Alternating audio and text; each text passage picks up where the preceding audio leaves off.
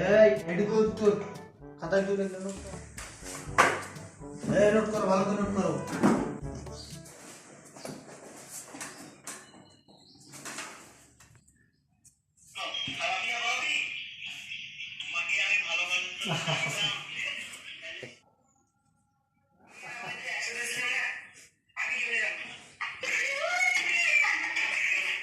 Sir আপনি হাসতেছেন কেন?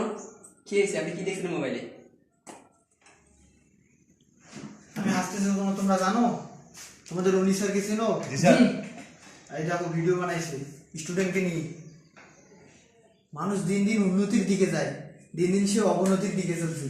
Sir এখানে অবনতির কি হলো স্যার? আপনিও তো ওই ভিডিওটা দেখতে একটু আগে হাসলেন স্যার। একই ভিডিও তো অন্য জনে করে, ওখানে সমালোচনা কিছু হলো না।